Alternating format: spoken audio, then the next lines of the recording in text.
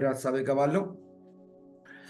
ወደ ሁለተኛ ቆሮንቶስ ምዕራፍ 4 በእግዚአብሔር ፊት በሕያዋንና በሙታን ሊፈርድ ባለው በጌታ በኢየሱስ ክርስቶስ ፊት በመገለጡና በመንግስቱ እመክርሃለሁ። ሁለት ፊት ይናገራል።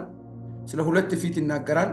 ለሰው ልጆች የሚጠብቃቸው ወይም የሰውን ልጆች የሚያያቸው የሰውን ልጆች ሊሰወሩበት ሊደበቁበት የማይችሉ በስውር ያሰቡትን በግልጽ የሚከፍል በአደባባይ የሰሩትንም በአደባባይ የሚከፍል የውጭንም የውስጥንም ሚረዳም እግዚአብሔር እንዳለ ቅዱስ ጳውሎስ ለጢሞቴዎስ ሲናገር እንሰማለን። የኔና የእናንተ የትኛውም ሐሳብ፣ የትኛውም ድርጊት፣ የትኛውም ምኞት፣ የትኛውም ነገር በዚህ በልዑል እግዚአብሔር ፊት እርቃኑ እንደሆነ እንደተገለጠ አንድ ሰው ወይ አብዶ ወይ ልጅ ሆኖ ራሱን ሙሉ በሙሉ እርቃኑን እንደሚሄድ የኔና የእናንተ ሐሳብ በአምላካችንና በአፍቃሪያችን በእግዚአብሔር ፊት እርቃኑን እንደሆነ ቅዱስ ጳውሎስ ለዚህ ለሚወደው ልጁ ለጢሞቴዎስ ሲናገር እንሰማለን። በእግዚአብሔር ፊትና በሕያዋንና በሙታን ሊፈርድ ባለው በጌታ ፊት ይላል። እዚህ ጋር ሁለት ጊዜ እግዚአብሔር ፊት ነገር አይሰወርም። እግዚአብሔር ፊት ነገር አይደበቅም። እግዚአብሔር ፊት ሁሉን ነገር እርቃኑን ነው። በር ብንዘጋ፣ አገር ብንቀይር፣ ሰፈር ብንቀይር፣ ክላሳችንን ገብተን ብንቆልፍ፣ ልብስ ብንደራርብ፣ ከሰዎች ሁሉ ልንሰወር፣ ልንደበቅ፣ ልንሸሸግ እንችላለን። አንድ ጊዜ ትዝ ይላችሁ እንደሆነ የተወደዳችሁ እግዚአብሔር ብሩካን ዳዊት ከእግዚአብሔር ለመጥፋት፣ ከእግዚአብሔር ለመሰወር፣ ከእግዚአብሔር ለመደበቅ፣ ከእግዚአብሔር ለመሸሸግ አሰበና ወደ ሰማይ ቢወጣ እንደው እረፍት ላድርግ ብሎ ቢሄድ እግዚአብሔር ዳዊትን እዛ አገኘው። ከዛም ደግሞ ወደ ሰሜን ሄደ አገኘው፣ ወደ ደቡብም ሄደ አገኘው፣ ወደ ምስራቅም ሄደ አገኘው፣ ወደ ምዕራብ አገኘው። የመጨረሻ ያለው ነገር ይገርማል። ወደ ጥልቅም ቢወርድ አንተ በዚያ አለ፣ ከአንተ ወዴት እሄዳለሁ? ከፊት ወዴት እሸሻለሁ አለ። ለካ ከሰው በጥቂት ቦታ መደበቅ መሰወር ይቻላል። ከእግዚአብሔር ግን የሰይጣን ከተማ ነው ብለን እኛ የምናምንበት፣ ጠላት ዲያብሎስ የሚኖርበት ነው ብለን የምናምንበት ሲኦል እንኳን በእግዚአብሔር ፊት እርቃኑን እንደሆነ እንደተገለጠ ይናገራል። ወዳጆች ሆይ፣ የተወደዳችሁ እግዚአብሔር ብሩካን ሆይ፣ ነገር ሁሉ በእግዚአብሔር በአምላካችን ፊት እርቃኑን ነው የተገለጠ ነው። ሊሰወር ሊደበቅ የሚችል ምንም ነገር የለም፣ ለዘላለም አይኖርም። ስለዚህ አባታችን እግዚአብሔር አፍቃሪ ብቻ አይደለም፣ ሁሉን ነገር እያወቀ እንዳላወቀ ሰዎች ለእኔና ለእናንተ የሚሰጡትን ስም ገበና ሸፍኖ ምስጢር ጠብቆ ለዘላለም ርስት ያዘጋጀን አባታችንና አምላካችን እግዚአብሔር የተባረከ ይሁን። አንዳንዱን እኛ እንኳን የረሳናቸውን ነገሮች እግዚአብሔር ያውቃል። ስለዚህ ቅዱስ ጳውሎስ ለልጁ ለጢሞቴዎስ የሚናገረው ነገር በእግዚአብሔር ፊት ማለት የትም ስፍራ ላይ በእግዚአብሔር ፊት መደበቅ የማይቻልበት ማለት ነው። አንድ ሰው እያየ ምንም ማድረግ እንደማንችል ሁሉ እግዚአብሔር እያየ፣ እግዚአብሔር እየተመለከተ፣ ከእግዚአብሔር ተደብቀን ከእግዚአብሔር ተሰውረን ምንም ነገር ማድረግ እንደማንችል ይናገራል። ይህ ብቻ አይደለም። በሕያዋንና በሙታን ሊፈርድ የሞቱትም የፍርዳቸውን ሂደት የሚጠብቁ ያሉትም የፍርዳቸውን እንደሚጠብቁ በእግዚአብሔር ፊት ሁል ጊዜ ግልጽ እንደሆንን መሰወር በማይችል ብርሃን ውስጥ እንዳለን ከፊታችን አንድ ሰው ኖሮ ስለኛ ጠንቅቆ እንደሚያውቅ፣ ምናልባት ከፊታችን ያለ ሰው ንግግራችን ያውቃል እንጂ ውስጣችን ያለው ሐሳባችንን ላይረዳ ይችላል። እግዚአብሔር ግን ከነ ድርጊታችን ከነ ሐሳባችን ያውቃል። አሜን ይባላል። አሜን ለሆነው አሜን። ክብር ለኢየሱስ ይሁን። በዚህ ፊት ነው የሚመሰክረው። ያንተ ነገር የሚቆም አይደለም። ያንተ ነገር የሚታሰር አይደለም። ያንተ ነገር የሚደበቅ አይደለም። እግዚአብሔር አላየኝም፣ አልሰማኝም፣ እግዚአብሔር አይረዳኝም፣ አልረዳኝም እንዳትል ብሎ እዚህ በጣም ሲመክረው እንሰማለን። ይህ ምክር ልዩ ምክር ነው። ይህ ምክር በጣም አስገራሚና አስደናቂ ምክር ነው። ይህ ምክር ሲገባኝ በጣም ነው ደንግጫለሁ። በጣም ደንግጫለሁ። አንድ ቃል ከዛ በኋላ ገባኝ። ዮሐንስ ወንጌል ምዕራፍ 15 ቁጥር 1 2 3 4 እስከ 5 እስከ 12 ሲያነብ ያለ እኔ ምንም ልታደርጉ አትችሉም ስል ለካም የእግዚአብሔር ፈቃድ፣ የእግዚአብሔር ሐሳብ፣ የእግዚአብሔር ድርጊት ውጤታማ፣ ስኬታማ፣ ጤናማ ሆኖ የሚቀጥለው የእግዚአብሔር ዓላማና አጀንዳ በእኛ ላይ የታሰበውን መፈጸም ስንችል ነው። ክብር ለኢየሱስ ይሁን። ምናልባት ብዙ ልመኖቻችንና ጥያቄዎቻችን ዛሬ አቅም አጥቶ መልስ ያጡበት ምክንያት ብዬ ሳስብ እግዚአብሔር እኛን የጠበቀው ክብር፣ እግዚአብሔር ለእኛ ያዘጋጀው ክብርና እኛ የምንጠይቃት ሚጢጢ ጥያቄ እግዚአብሔር ጋር ምናልባት የእግዚአብሔርን የልብ ሐሳብ፣ የእግዚአብሔር የልብን አጀንዳ መመለስ ስላልቻልን ይሆናል። ዛሬ ምናልባት እግዚአብሔር እኛ የለካነው ልክ ሳይሆን እግዚአብሔር ለእኛ እየተገለጠ ያለው እኛ በለካነው ልክ ነው። እግዚአብሔር ግን ከኛ ልክ በላይ ነው። እግዚአብሔር ግን ከኛ ሐሳብ በላይ ነው። አንዳንድ ጊዜ እንደ ሰዎች ልጆቻችን ምናልባት ልጅ ወለዳችሁ ታውቃላችሁ። ክብር ለኢየሱስ ይሁን። እኛ የምንመኝላቸው በጣም ትልልቅ ነገር ነው። እነሱ ግን ይዘንላቸው የምንመጣ ጥቃቅን ከረሜላዎች፣ ትላልቅ ሂሊፖፕ፣ ትንንሽ ነገሮች ልባቸውን እንደሚያስደስቱ እኛን ደግሞ ያንን ይዘናል ባለመምጣት ልባቸው እንደሚከፋ ምናልባት ጥቃቅን ነገሮች በእግዚአብሔር ፊት አንዴ ደስተኛ አንዴ ሐዘንተኛ ሊያደርጉ ይችላሉ። እግዚአብሔር ያውቃል። ዛሬ አንድ ነገር ነግራችኋለሁ። እይታችን ይሰፋል፣ በረከታችን ይጨምራል። እይታችን ይሰፋል፣ አመለካከታችን ይጨምራል። የእግዚአብሔር ልክ በእኛ ልክ አይገመትም። እኛ ወደ እግዚአብሔር ልክ ወደ እግዚአብሔር ከፍታ ከፍ እያልን እንሄዳለን። የገባው ሰው ካለ አሜን ይበል። ከፍ እያልን እንሄዳለን። ከፍ እያልን እንሄዳለን። ለምን? እናንተ ክርስቶስ ልብ አላችሁ ስል ምን እያለ ነው? ክርስቶስ ያሰበውን ማሰብ ትችላላችሁ። ክርስቶስ ያወቀውን ማወቅ ትችላላችሁ። ክርስቶስ ለእናንተ ያየውን ማየት ትችላላችሁ እያለ ዛሬ እይታችን እንደ እግዚአብሔር እይታ ይሆናል። ዛሬ ፍላጎታችን የእግዚአብሔር ፍላጎት በእኛ ላይ ይቀጥላል። ስለዚህ በእግዚአብሔርና በእግዚአብሔር ፊት በሕያዋንና በሙታን ሊፈርድ ባለው በመጨረሻ እንግዲህ ሊፈርድ ባለው ሕያዋንም ይሞታሉ፣ የሞቱትን ደግሞ የሕይወታቸውን ስራ የሕይወታቸው ሕይወት ታሪክ ይወራል፣ ይነበባል። ምድር የገደለችውን፣ ዓለም የገደለውን፣ ሰይጣን የገደለውን፣ ጦርነት የገደለውን፣ ወንዝ፣ ዕድሜ፣ ጤና፣ ሁሉ ነገር የገደለውን አውጥቶ ሲሰጥ በእነዚህ ሁሉ ፊት ያለ ነውር ያለ እግዚአብሔር በንጹህ እይታ የሚፈርድበት ዘመን ይመጣል። ክብር ለኢየሱስ ይሁን። ይህንን እስቲ በምናባችሁ ሄዳችሁ እዩ። እግዚአብሔር ለካ ትናንት ወዲያም አምናም ካቻምናም ባለፉት ዘመናትም ባለፉት 100 ዓመታትም 1000 ዓመታትም እኛ 2000 ብለን የምንጠራውንም ደግሞ ዓለም ከተፈጠረ የነበሩትን ሁሉ ያያል፣ ሁሉንም ለፍርድ ያቀርባል። በዛን ጊዜ ምናልባት በፍርድ ፊት ተራ ሰዎች እንዳንሆን የተባለልን አድርገን እንድንሄድ የሰራዊት አምላክ እግዚአብሔር ስሙ ለዘላለም ብሩክ ይሁን። ሃሌሉያ። ስሙ ብሩክ ይሁን። ስሙ ለዘላለም ብሩክ ይሁን። ክብር ለመንፈስ ቅዱስ ይሁን እና ይልና በክርስቶስ ፊት ይልና በመገለጡና በመንግስቱ እመክርሃለሁ ይገለጣል ማለት ነው። ይሄ ነገር ሁሉ የሰራ ነው፣ የለፋ ነው፣ የደከም ነው። ምናልባት በዚህ ፕላትፎርም ላይ እንዲህ የምንናገራት ነገር በእግዚአብሔር ፊት ውጤት አላት። በቃ ይህንን የሰበክነው ደግሞ ለእግዚአብሔር ከስራችን ከዘመናችን ቀንሰን የሰጠነው ጊዜ ሁሉ ውጤታማና ስኬታማ ሆኖ ሰው ብዙ ነገር ሲመኝ እኛ ጌታ ይበልጣል ብለን ያየነውና የተመኘነውን ሁሉ እግዚአብሔር ወደ ድልና ወደ ስኬት ይቀይረዋል። ሃሌሉያ። የልባችንን መሻት እግዚአብሔር ዛሬ ለክብር ይቀይረዋል። በመገለጡና በመንግስቱ እመሰክራለሁ ይላል። በመገለጡ ይገለጣል።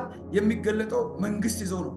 የዘላለም መንግስት ይዞ ርስት ይዞ የማይደገም ስልጣን፣ የማይደገም ውድቀትና የማይደገም ክብር ይዞ ነው። ስለዚህ አንተን ግን የሚመክረው አንተን ግን እኔ የምጠብቀው በእግዚአብሔር ክብር ልክ ስለምትታይ እያወቅ እንድሰራ ነው። እያወቅ ዝም ብሎ ቢሆን ይሆናል፣ ዝም ብሎ ነገር ሊሆን ይችላል ላይሆን ይችላል ብለህ ቤስት ቹዝ ገብተህ መርጠህ ሳይሆን ምርጫ በሌለው አማራጭ ውስጥ ገብተህ ይሄ ክብር ስለሚጠብቅ ለመገለጡና ለመንግስቱ በሚሆን ማንነት በጊዜውም አለ ጊዜውም ስራውን እንድትሰራ ይላል። ሃሌሉያ። ወንጌል ለካ ጊዜ የለውም። ወንጌል ለካ ሰዓት የለውም። በጊዜም ያለ ጊዜም ወንጌል ይሰበካል። ክብር ለኢየሱስ ይሁን። ሃሌሉያ። በጊዜም ያለ ጊዜም ይልና የዚህን ሁሉ ምስጢር ምንድነው ብዬ ሳይ ከስር እንዲህ ይላል፣ ቃሉን ስበክ፣ በጊዜም አለ ጊዜም ጽና፣ ፈጽመ እየታገስክ እያስተማርክ ዝለፍ፣ ገስጽ፣ ምከር። ህይወት የሚገኝበትን ትምህርት የማይታገሱበት ዘመን ይመጣል። ነገር ግን ጆሮዎቻቸውን የሚያሳክክ ስለሆነ እንደ ገዛ ምኞቶቻቸው ለራሳቸው አስተማሪዎችን ያከማቻሉ። አንዳንዶች በዚህ ዘመን ወይም በዚያን ዘመን ለሰው ጆሮ ብቻ ለሰማይ መንግስት እንድንወርስ አይደለም፣ የሰማይን ክብር እንድንካፈል አይደለም። በሰዋዊ ስሜት ተኮር፣ በሰዋዊ እውቀት ተኮር፣ በሰዋዊ ፍላጎት ተኮር መጥነው ይሰጣሉ። ለጆሮ ደስ የሚል አንተ እንዲህ ነህ፣ ተቀደስ፣ ንጻ፣ ተቀደስ። እግዚአብሔር ሊሰማል ሳይሆን እግዚአብሔር ይቅር ባይ ነው፣ እግዚአብሔር ማሪ ነው፣ እግዚአብሔር ሁሉን ችግር የለም፣ እግዚአብሔር ምን ያንተን ጥቂት ነገር ያያል ወይ ብሎ እንዳይሸውዱ። አንተ ግን በጊዜም ያለ ጊዜ ነገ ነው እያሉ አይታችሁ እንደሆነ ማቴዎስ ወንጌል ምዕራፍ 25 ላይ በጣም የሚገርም የእግዚአብሔር ቃል አለ። 10 ቆነጃጅቶች ዘይታቸውን ይዞ እየጠበቁ የነበሩ ነገር ግን ሰዓቱን ያልጠበቁ እህቶች ነበሩ። ሰዓቱን ያልጠበቁ እህቶች ነበሩ። ተመርጠዋል፣ ለዓላማው ተመርጠዋል፣ ለክብሩ ተመርጠዋል፣ ለመንግስቱ በጣም የተመረጡ ናቸው። ንጹሃን ናቸው፣ የተመረጡ ናቸው። እንግዲህ ስለ እስራኤል ነገር ነው የምናገረውና ተመርጠው ነበሩ። ነገር ግን የሚገርማችሁ ሌሎቹ ቀጣይ በጀሪካን ወይም በሆነች ነገር በእንስራ የሆነ ዘይት ይዘዋል። ሌሎቹ ግን የሚመጣበት ጊዜ እንዲና እንዲ ነው ብሎ በራሳቸው እውቀት፣ በራሳቸው መረዳት፣ በራሳቸው ችሎታ ልክ የሆነ ነገር ይዘው ጠበቁ። ነገር ግን ሙሽራው ዘገየ። ሲዘገይ መብራታቸው እየበራ ቆየ። ሌሊት ግን ሊነጋጋ አካባቢ ሙሽራው ሲመጣ ሁሉም እኩል ተነሱ። ለካ እኩል ሲነሱ መብራታቸው የአንዳንዶቹ አልቀዋል። የአንዳንዶቹ ትንሽ ጭላጭ ነው ያለው። ስለዚህ እነዛ ትርፍ የያዙ ሲጨምሩ እነዛ ደግሞ ስጡን ስሉ አይ ለእናንተም ለእኛም ስለማይሆን አሉና ለራሳቸው ጨመሩ። ሌሎቹ ግን ሊገዙ ሄዱ፣ ገዝቶ መጡ። ሰዓቱ ስላለፈ በሩ ተዘጋ። ይህን የሚለው ምንድን ነው? እግዚአብሔር መቼ ይመጣል? ገና ነው፣ ጊዜው ገና ነው፣ ሰዓቱ ገና ነው፣ ማንም ያውቅ ነገር የለም እያለን ምን እንዳንል ነው? እንዳንዘናጋ። በቃ አሁን ብዙ ሰዎች አይታችሁ እንደሆነ የእድሜያቸውን በኩር ዓለም ይበላል። የገንዘባቸውን በኩር ዓለም ይበላል። ከዛ በኋላ የመጨረሻ አካባቢ ለማገልገል እንኳን በሚደክሙበት ጊዜ ይመጡና ምን ነው ያኔ አገልግዬ ቢሆን ኖሮ ይላሉ። ምን ነው ያን ጊዜ እንዶ ጌታ ረድቶኝ አገልግዬ ቢሆን፣ ምን ነው አክሊሌን ባዘጋጅ። በከንቱ ዓለም ገጥሟቸው አያውቁም ብዙ ሰዎች እንዲህ ብሎ ምን ነው ያን ጊዜ እንዶ ጌታ በነገረኝ። ጌታ ዛሬም ነገም ለዘላለም ይናገራል። በጊዜም አለ ጊዜም ወንጌልን ስበክ። በጊዜም አለ ጊዜም ለወንጌል ጊዜ የለውም። ለማግባት ጊዜ አለ፣ ለመውለድ ጊዜ አለ፣ ለመማር ጊዜ አለ፣ ለመተኛት፣ ለመነሳት፣ ለመውጣት፣ ለመግባት ጊዜ አለ፣ ለመብላት፣ ለመጠጣት፣ ለመደሰት ጊዜ አለ፣ ለሁሉ ጊዜ አለ። ወንጌል ግን ያለ ጊዜ ይሰበካል። ወንጌል የዘላለም የሕይወት የምስራች ቃል ነው። ኢየሱስ ጌታ ነው። ወንጌል ሳናቅ ድንገት ሰዎች ከእጃችን ዱብ ብሎ እንደ እንቁላል ከፈረጡ በኋላ መመለስ የማንችለው እውነት ነው። ወንጌል ያመለጡትን ሰዎች መመለስ አንችልም። አዎ ያመለጠውን ከእጃችን ያመለጠ ቤት ይመለሳል፣ ያመለጠ መኪና ይመለሳል፣ ያመለጠ ትዳር በሽምግልና ይመለሳል፣ ባይሆን ሌላ ይሆናል። ወንጌል ግን ስለማይመለስ አንዴ ከእጃችን ከሄደ ስለማይመለስ ጊዜውም ሰዓቱም ደቂቃውም ስለማይታወቅ ለዘላለም ፍርድና ለዘላለም ሕይወት ስለሚጠበቅ ያለ ጊዜ እንትንበል። አንዳንዶች ግን ይህንን አይሰሙም። ለምን? ለራሳቸው ጆሮ ደስ የሚለውን አንቺ እንዲነስ አንተ እንዲነ የሚለውን ብቻ እውነትን ሳይሆን እውነት የሚመስለውን ፍሬቢስ ሐሳብ ለዘላለም የማይሆነውን የሚወዱበት ይመጣል። እውነትን ከመስማት ጆሮአቸውን ይመልሳሉ፣ ወደ ተረት ፈቀቅ ይላሉ። ኢየሱስ ጌታ ነው። ወደ ተረት ፈቀቅ ይላሉ። ምን ማለት ነው? ወደ ተረት የትውልድን ታሪክ መጽሐፍ ቅዱስ ያለፉትን ታሪክ ያነባል። መጽሐፍ ወንጌል ተረት ሳይሆን ላይፍ ነው፣ ሊቭ ነው፣ ህይወትም ነው፣ ኑሮም ነው ወንጌል። ይሄን እውነትም ወንጌል ትላንት እንደሰራ አሁን ፈጽሞ እንደማይሰራ፣ ትላንት ከተቀደስኩ በኋላ አሁን እንደማትቀደስ፣ አንዴ ከገባ እንዳትወጣ፣ በቃ እንደዚህ አይነት ነገሮችን እያሉ በቃ ደስ የሚለውን ነገር በቃ አንዴ ተመርጠሻል፣ አንዴ እንዲህ እንዳትል በጊዜውም አለጊዜውም ወንጌልን ሰባኪ ስራ አድርግ። ነገር ግን አንተ ግን ነገርን ሁሉ በልክ አድርግ፣ መከራን ተቀበል፣ ወንጌል ሰባኪነትን ስራ አድርግ። የሚያምን ብቻ አሜን ይበል። ወንጌል ሰባኪነትን ስራ፣ ሌላ ስራ አትስራ እያለ አይደለም። ወንጌልን አስቀድም። ለምን? የዘላለም ርስት እሱ ስለሆነ፣ የዘላለም እድል ፋንታ እሱ ስለሆነ፣ የህይወት ምርጫ እሱ ስለሆነ። ሃሌሉያ። ወንጌል ሰባኪነትን ስራ አድርግ። ፈጽመህ እየታገስክ መከራን እየተቋቋምክ፣ የዚህ ምድር መከራ ያልፋል። ወንጌልን ባለመስበክ የሚመጣ መከራ ግን ትሉ የማይሞት እሳቱ የማይጠፋ ጥርስን ማፋጫት ይሆናል ብሎ በዛ በቀደሙ መጽሐፍ ይናገራል።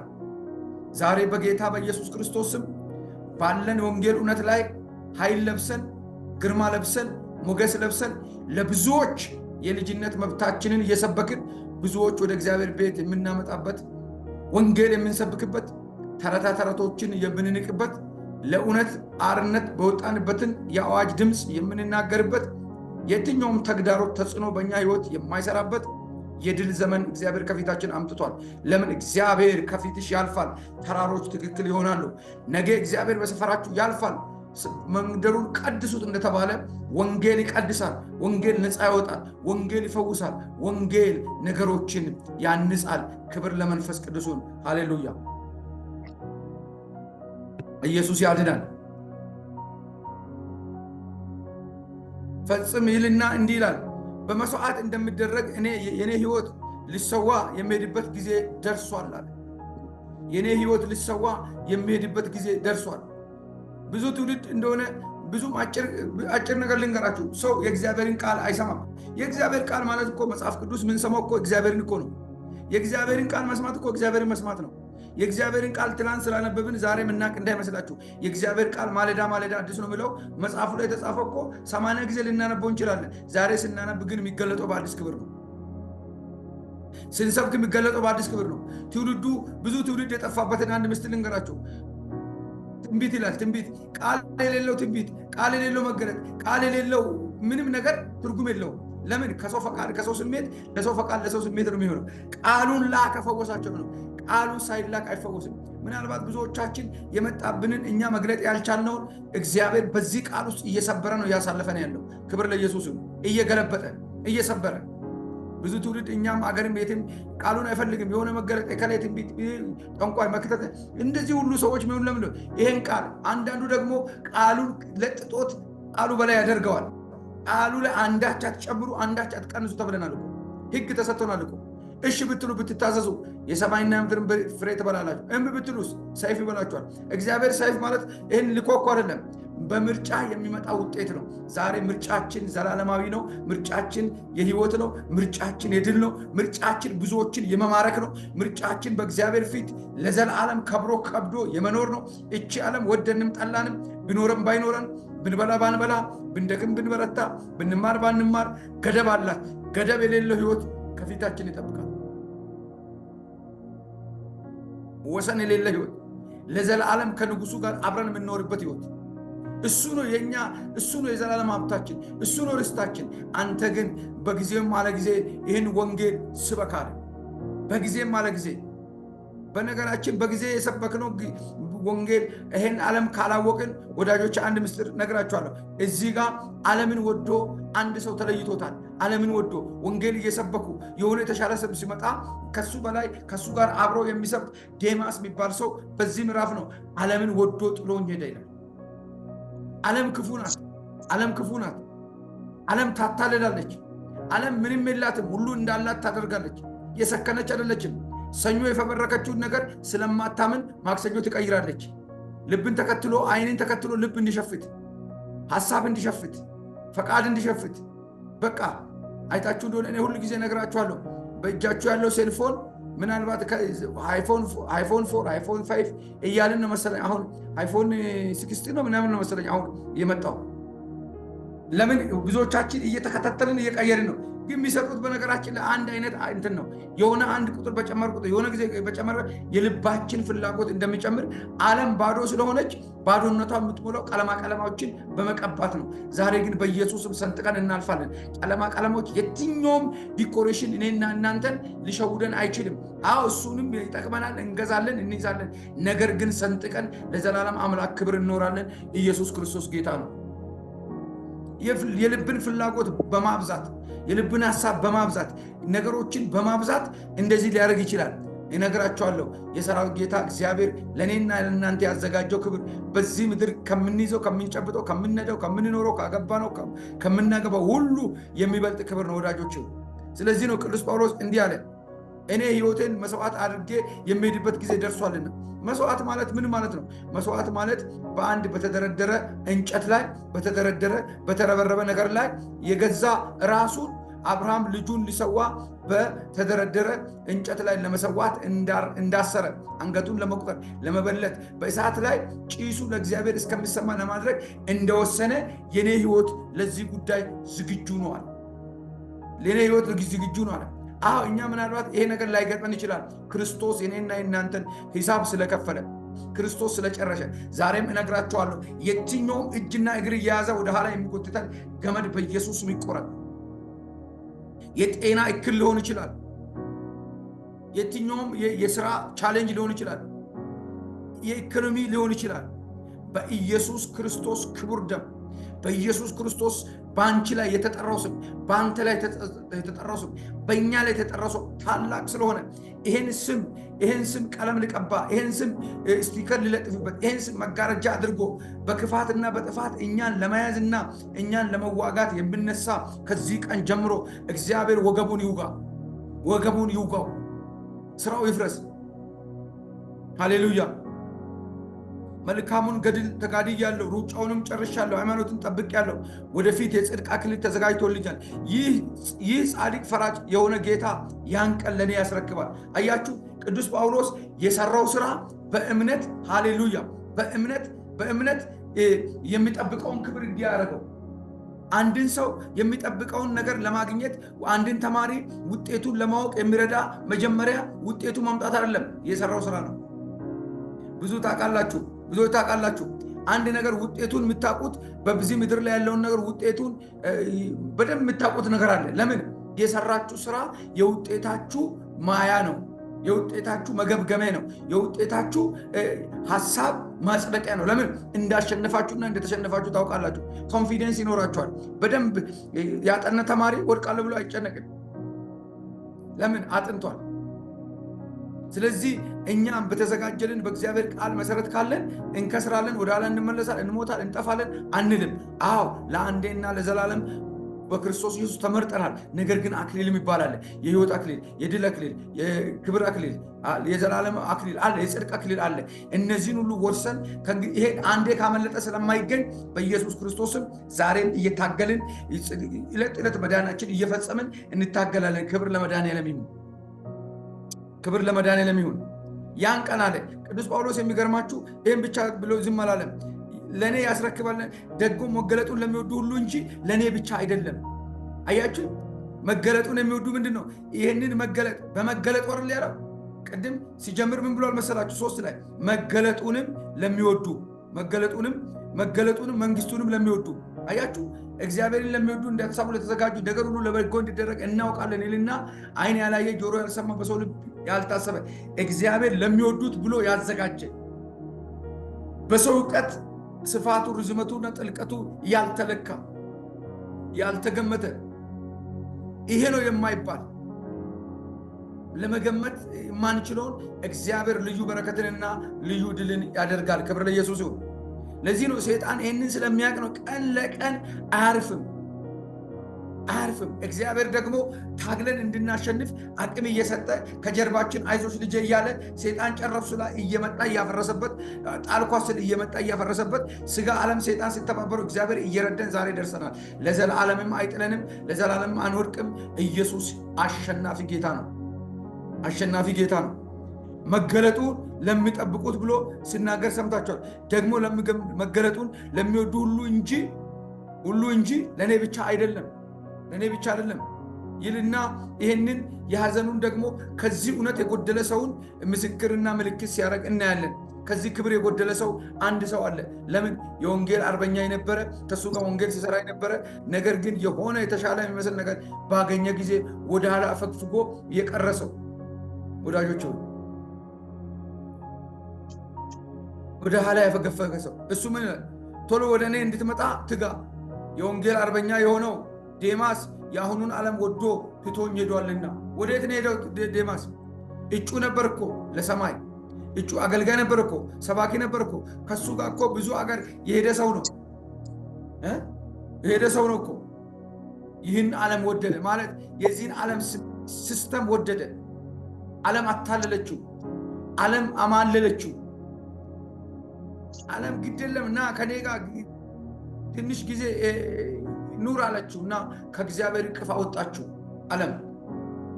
ዓለም ማለት የእሱን ሐሳብ በእኔ መፈጸም እንጂ ዓለማዊ ብሎ ማውራት እኮ አይደለም። ሐሳቡን ዓለም ሰጠውና ሰውየውን ተቀበለው። ዛሬ በኢየሱስ ክርስቶስ ለክብር እንዳንሆን የሚጎትቱን እጃቸው ይቆረጥልን፣ እግራቸው ይቆረጥ፣ ወደኛ አይምጡ፣ ስራቸው ይነቀል፣ መሰረታቸው ይናድ። አው ብዙ ትውልድ ታውቃላችሁ። አንድ ጊዜ ትዝ ይለኛል እዚህ ሀገር አንዲት እናት በጣም ታመሙ በቃ እግዚአብሔር እረፍና ጸልይ አላቸው። እረፍ በቃ እኔን ይወቅ። ያንቺ በሽታ እኮ በሐኪም አይድንም። ያንቺ በሽታ እኮ በቃ ሊትራሊ ተናገራቸው። እሳቸው ግን ያላመጡት የሰው አይነት የለም፣ ያልጸለላቸው የለም። በሽታቸው እየጸና ሄደ። ከዛ በኋላ አንድ ትልቅ እናት መጡና ለምንድን ነው እቺ እናት ማይፈውሰው እግዚአብሔር አሉ። 3 ቀን ጾም ጸሎት ሲይዙ እኔ እኮ የትም አትሂጂ ራስ ጸልይ ይፈውስሻለሁ አሉ። እሷ ግን የት አግኝቼ ሊፈውሳት? አታምንምም፣ በራሷም አትተማመንም። 3ቱንም ዓመት የታመመችው በራሷ ምክንያት ነው አሉ። ሴትዮዋን ኃይላቸውን ወስዷል፣ አድክሟቸዋል። በዙረት እግዚአብሔር ጠብቅ ይላቸዋል። እሳቸው ሌላ ጋር ነው የሚገኙት። የማይነገር የለም። አንዴ ኃጢአትሽ ነው ይባላሉ፣ አንዴ እግዚአብሔር ተቆጥቶሽ ነው ይላሉ። ዝብርቅርቅ ያለ ህይወት ኖሩ። በኋላ ግን እኚህ ከገጠር የመጡ እናት በጣም ጸለዩ። 3 ቀን ከጸለዩ በኋላ እግዚአብሔር አሁን አግኝቻታለሁ ፈውሻታለሁ አለ። ዛሬ እግዚአብሔር አግኝቶ ይፈውሰን። የት አግኝቼ ሊፈውሳት አለ እንዴ? ለምንድን ነው እኔ ይገረም ነበር። ለካ እግዚአብሔር እግራችንን አይደለም የሚያገኘው ልባችንን ነው። ታውቃላችሁ፣ እሳቸው ለካ ቤት እያሉ የማይመጣ የሰው አይነት የለም። ቤት እያሉ የማይመጣ አገልጋይ አይነት የለም። አልተፈወሱም 3 ዓመት ሙሉ። የት አግኝቼ ሊፈውሳት አለሽ እግዚአብሔር ስሉ እንትን ይመስላል፣ ቀልድ ይመስላል። እንዴ እግዚአብሔር እንዴት ነው የት አግኝቼ የሚለው? በፊቱ አይደል እንዴ? እንዴ ማለት ያለኔ ምንም ልታደርጉ አትችሉ የሚለውን ቃል ምን እንደሆነ ታውቃላችሁ? ያለሱ እኮ አሁን የፈለግነውን እናደርጋለን። እንዴ መስላችሁ? ሰይጣን ያለሱ ኢየሱስ ጌታ ነው እያለን እንዴ? ሰይጣን ያለበት ሰው የእግዚአብሔርን እውነት የምናደርገው በእግዚአብሔር ቃል መሰረት ብቻ ነው። የእግዚአብሔር እውነት የሚደረገው በእግዚአብሔር እውነትን በመያዝ ነው እንጂ ኢየሱስ ጌታ ነው እኮ ማንም ይላል። ሙስሊምም ይላል፣ ቡዲዝም፣ እንዲዝም፣ ጃኒዝም ይላል። ኢየሱስ ጌትነቱን አወሩ ማለት ዳኑ ማለት አይደለም።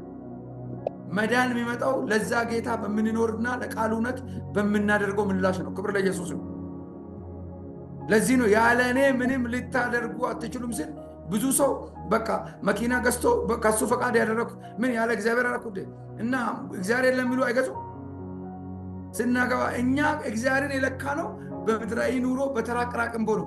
ነገር ግን እግዚአብሔር እኛን ግን የመረጠን የመጨረሻ ክብሩ የሆነውን እሱን ገልጠን ደግሞ አብረን እንድንገለጥ ነው። ክብር ለኢየሱስ።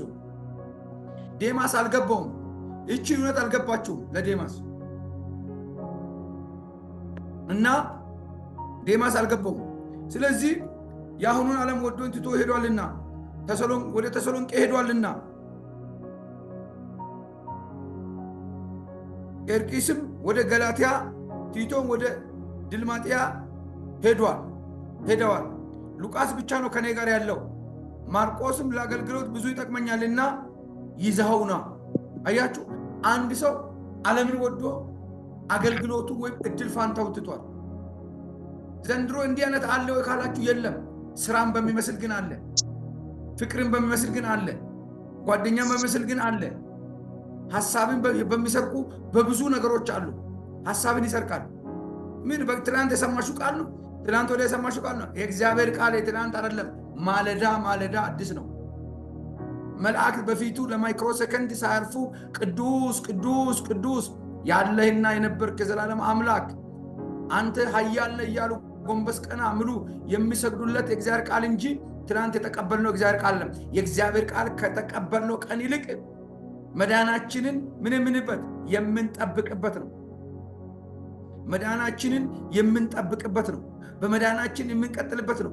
ወዳጆች፣ በድንገት ከሄድን በኋላ እኮ ለምርጫ ጊዜ የለንም። ለሆነ ነገር ጊዜ የለንም። ኦልሬዲ ጊዜው ያበቃል፣ ሰዓቱ ያበቃል። ምርጫ ሳይሆን ፍርድ ነው የሚጠብቀን። ምርጫማ ዛሬ መርጠናል እኮ። ይሄን ምርጫ ግን ጠብቀን ወደ እግዚአብሔር እንድንሄድ እግዚአብሔር አምላክ ይርዳን። አሁን እንደ ሰው ይሄን ቢይዘው፣ ይሄን ቢጨብጠው፣ ይሄን ቢገዛው፣ ይሄን ቢነዳው፣ ይሄን ቢለብሰው፣ በዚህ ቤት ቢኖር፣ ይሄን ነገር ቢሄድ የምንለው ነገር ሁሉ የሚያበቃበት ጊዜ አለው። ጊዜ የሌለው እግዚአብሔር ዛሬ እንዲህ ይልሻል። ጊዜ የሌለው ዘመን ላይ ከጊዜ ውጪ የሆነ እግዚአብሔር እንዲህ ይላል፣ ከኔ ጋር መሆን ለአንቺ መልካም ነው ይልሻል። ከኔ ጋር መሆን ለአንተ መልካም ነው። ከኔ ጋር ያለ ለዘላለም ከብዶ ይኖራል። ስሙ ለዘላለም ብሩክ ይሁን። ምናልባት ሞኝነት ሊመስል ይችላል፣ ምናልባት ሊመስል ይችላል፣ ግን አይደለም። የጥበብ መጀመሪያ እግዚአብሔርን መፍራት ነው። እግዚአብሔርን መፍራት ምን መሆን ነው? ቃሉን ማድረግ፣ ቃሉን መፈጸም። እኔ በቃሌ ወደሚንቀጠቀጥ ወደዛ ትሁት ሰው እመለከታለሁ። ለእኔ የሚሰሩልኝ ቤት ምን አይነት ቤት ነው? ሰማይ ዙፋኔ ነው፣ ምድር የእግሬ መረገጫ ናት። ሁሉን እጄ ሰርታለች። እናንተ ምን አይነት ቤት ትሰሩልኛላችሁ? እስቲ ንገሩኝ። እኔ እኮ እናንተ በሰራችሁት እንጨት ቤት አልኖርም። እኔ እጄ የሰራችሁ ክንዴ ያጸናችሁ መኖሪያዬ የሰው ልብ ነው አለ አይደለም ብሎ ትንቢተ ኢሳይያስ ላይ 60 ላይ። ሃሌሉያ! ክብር ለኢየሱስ። ጌታ ይባረክ፣ ጌታ ይባረክ። ዛሬ እግዚአብሔር እንዲህ ይላችኋል፣ እኔ ለእናንተ ጋሻ ነኝ፣ እኔ ለእናንተ ክብራችሁ ነኝ። እግዚአብሔር እንዲህ ይላል፣ ሰማይ ዙፋኔ ነው፣ ምድር የእግሬ መረገጫ ናት። የምትሰሩልኝ ቤት ምን አይነት ነው? የማርፍበት ስፍራ የት ነው? የማርፍበት ስፍራ የሚያርፍበት ስፍራ እግዚአብሔር የት ነው ያለው ካላችሁ፣ እናንተ ውስጥ ለዘላለም መኖሪያ እናደርጋችኋለን። እኔና አብ መተን ከእናንተ ጋር እንኖራለን፣ ለዘላለም መኖሪያ እናደርጋችኋለን ያለው አያችሁ። ምንድን ነው? እነዚህን ሁሉ እጄ ሰርታለችና እነዚህም ሁሉ የኔ ናቸው ይላል እግዚአብሔር። ነገር ግን ወደዚህ ወደ ትሁት በመንፈሱ ወደ ተሰበረው በቃሌም ወደሚንቀጠቀጥ ምን ማለት ነው? ለቃሉ ክብር የሚሰጥ ለቃሉ የሚገዛ ቃሉን ከዓለም ቃላት ከዓለም የትኛውም ከተከሸነ ንግግር ከሰው ሐሳብ ከሰይጣን ፈቃድ ውጪ በሆነ መንገድ ወደሚረዳው ለሚያከብረው አንድ ሰው ስታከብሩ ትንቀጠቀጣላችሁ። መንቀጥቀጥ ማለት እንደዚህ አይደለም። በቃ ለእግዚአብሔር እውነት ቅድሚያ መስጠት፣ ለእግዚአብሔር ቃል ክብር መስጠት፣ ያለንን ለመሆን መዘጋጀት፣ ዓለም ከምታንጋጋብን ኮተት ይልቅ የእግዚአብሔርን ፈቃድ ማስቀደም፣ ሰንጥቆ ማለት መሄድ። አንዳንዶች እንደ እብድ እያዩት በዚህ ዘመን አሁን ኢየሱስ ትላለች እንዴ? በዚህ ዘመን ኢየሱስ በዚህ ዕውቀት፣ በዚህ ስልጣን፣ በዚህ ገንዘብ ምን ያደርግላታል? ይሄ ምድር በሙሉ ቢኖረን ምንም አያደርግልንም። አንድ ቀን ያገኘነው ኢየሱስ ለዘላለም ርስታችን ነው። ምንም እዚህ ምድር ላይ አልፈዋል። አባቶቻችን ባለጋሻ ሆነው አልፈዋል። የጦር ጀግና ሆነው አልፈዋል። አገር እየመሩ አልፈዋል። አገር እያስተዳደሩ አልፈዋል። የተባበሩ መንግስታት ሆነው አልፈዋል። ብዙዎቻችሁ እናንተም ብዙ ነገር አላችሁ። ሁሉ ያልፋል። የማያልፈው ዛሬ የተቀበልነው ሰዎች ሞኝ እየመሰልናቸው የያዝነው ጌታ ርስታችን ነው። ርስታችን ነው። ፋራ እየመሰልን የያዝነው ኢየሱስ ርስታችን ነው። እሱ ነው በሰማይ ቪዛችን አውጥተን ምናሳየው። እሱ ነው። የሳቁት አይደለም፣ የወጉት እያዩ እያለቀሱ እያዩ በቀኙ እንድንቀመጥ በክርስቶስ ኢየሱስ ላሉ ከእንግዲህ ወዲህ ኩነኔ የለባቸውም ተብሎ የተጻፈው ርስት እሱ ነው። ዛሬ 24 ሰዓት የደም ላብ ጠብ እያደረግን የሰራነው ነገር ምናልባት ከዛሬ እንጀራና ከዛሬ ልብስ ከነገ ቤት ክራይና ከነገ ከምንገዛው ዕቃ አያልፍም። እቺ ቀን ግን የዘላለም ርስታችን ላይ የሆነ ነገር እየጨመረች ነው። ክብር ለመድኃኔዓለም ይሁን፣ ስሙ ብሩክ ይሁን። ለዚህ ነው የምንንቀጠቀጠው። ይቺ ቃል እንዳታልፍ፣ በእኛ ድካም እንዳታልፍ፣ በእኛ ስንፍና እንዳታልፍ፣ በእኛ እንዝላልነት እንዳታልፍ። ለምን? ይቺ ቀን ውድ ናት። ይቺ ቀን ጌታ የሰጠን ቀን ናት። ብዙ ጊዜ ነግራችኋለሁ። ለአገልጋይ ማለት በኢትዮጵያ ውስጥ ላለ ነው አገልጋይ ቤተክርስቲያን ላለ ሰው ቅዳሜ አርፎ ውሎ ለነገ የሚዘጋጅበት፣ ክፍለ ሀገር ኮንፈረንስ የሚሄድበት፣ ለቅሶ ሰርግ ቢሆን ደርሰን የምንመጣበት ነው። አንድ ቀን አንድ ቦታ እንዳንሄድ ይህን እናስባለን። እናንተ ከምታስቡ በላይ ነው የምናስበው። አንዳንዴ ከዳንሽ ጋር እንነጋገራለን።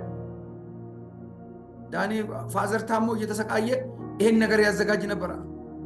ባይገባው ከባድ ነው። ዴማስ ይሄ አልገባውም። ዓለምን ወደደ። ብዙዎቻችሁ የምትሰሩት ነገር ነፍ አለ። $100 ብታገኙ ነገራችሁን ይቀይራል።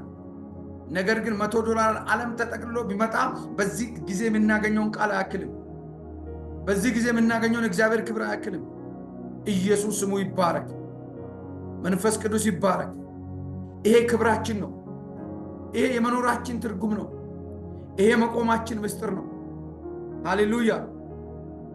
ወደ ትሑት ሰው ልቡ ወደ ተሰበረ በቃል ወደሚንቀጠቀጥ ሰው እመለከታለሁ። በሬን የሚያርድልኝ ሰውንም የሚገድል ነው።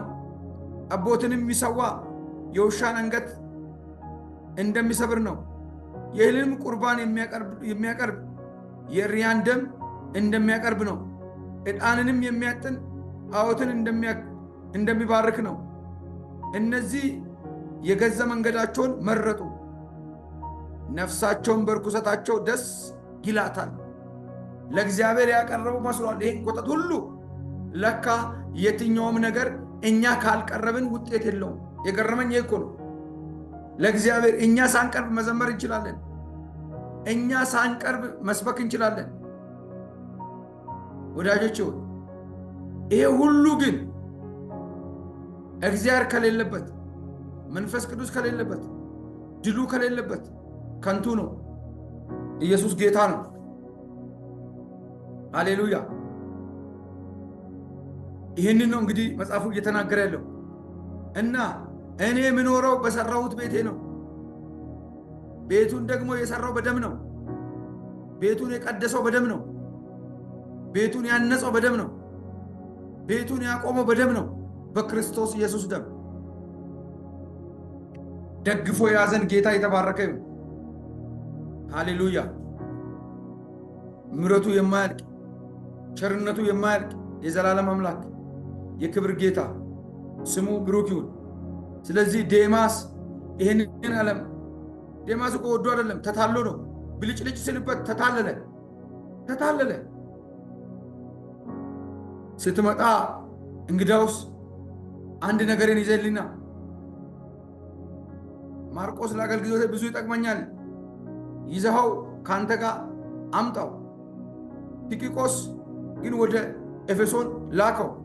ስትመጣ ግን ሃሌሉያ፣ ስትመጣ ግን ዛሬ እግዚአብሔር በልዩ ክብር ወደ ቤታችን ይገባል እያለ ያለው ጳውሎስ ታስሮ እያለ ለተፈቱ ሰዎች ይዞ የሚመጡትን ነገር እየነገረ ነው። ምን አይነት ብረዳ ነው የሰው? ምን ቢገባው ነው? እውነት ለካ ከገባ በኋላ እንደዚህ ጨካኝ ያደርጋል። እውነት ከገባ በኋላ ለታሰረው እግሩና ለተከለከለ መብቱ አይደለም የታሰረው እግሩ የሚፈታበት፣ የተከለከለ መብቱ ደግሞ ለአንዴና ለዘላለም የሚለቀቅበት እንዳለ ያውቃል። እሱ በትንቢት ማውቆታል እኮ እኔ ተሰውቼ ብሄድ ጉዳይ አይደለም፣ አካሄዴ እንደዚህ ነው አለ። ወዳጆች የእግዚአብሔር እውነት ቢገባን ኖሮ በደንብ ቢገባን አንድ ሰው በዚህ ምድር ላይ ያለ ወንጌል እንዲኖር አንፈቅድም። ለምን? ወዴት እንደሚሄድ ይገባናል። ኦፕራሽን የወለደች እናት ለምትወልደው ልጇ ፔኑ ይገባታል። አያችሁ? ስለዚህ ዛሬ የእግዚአብሔር ምሕረትና ቸርነት በሕይወታችን ታላቅን ነገር ያደርግ፣ ትልቅ ነገር ይሁን። ቸርነትን እግዚአብሔር ያደርጋል፣ ምሕረትን እግዚአብሔር ያደርጋል። ሃሌሉያ። የተወደዳችሁ እኛ 3ም ሆነ 4 ወንጌልን ይዘን ብንወጣ ወንጌል ያሸንፋል። ወንጌል ያሸንፋል። እኛ ለመብታችን የምንከራከር ሰዎች አይደለንም። እኛ መብታችን በሰማይ ያለ ስለኛ ይከራከራል። እናንተ እግዚአብሔር ስራ ትሰራላችሁ፣ እግዚአብሔር ስለናንተ ይሟገታል፣ ይከራከራል። ክብር ለኢየሱስ። ይህ አክሊል ግን ለኔ ብቻ አይደለም፣ እንደኔ መገለጡን ለሚጠብቁ ሁሉ ነው። ኢየሱስ በክብር ይመጣል። ኢየሱስ በክብር ይመጣል። እደግመዋለሁ፣ ኢየሱስ በክብር ይመጣል። መንፈስ ቅዱስ ለዘላለም ብሩክ ይሁን። ሃሌሉያ። ያድናል፣ ይታደጋል። ጌታ ሆይ ስምህ ይባረክ። ቃሉን ባርክልን። ዓለምን ክደናል፣ ሰይጣንን ክደናል፣ የሚጎትተንን ክደናል፣ ሊያስረን ልዋጋ ልሟገት ያለውን ክደናል፣ የሚጠፋውን ክደናል። እንሰራለን፣ እንለፋለን፣ እንማራለን፣ እናገባለን፣ እንወልዳለን፣ እንበዛለን። ነገር ግን አንተ ብቸኛ፣ አንተ አንደኛ፣ አንተ መጀመሪያችን ነህ። አንተ ቀዳሚ ነህ። ከዚህ ደቂቃ ጀምሮ ያለው ያንተ ክብር፣ ያንተ ሞገስ በኢየሱስ ስም ከኔና ከዚህ ሕዝብ ጋር ይሁን። ፍጹም ፈቃድህ ይፈጸምብን። እንወድሃለን። በኢየሱስ ስም አሜን።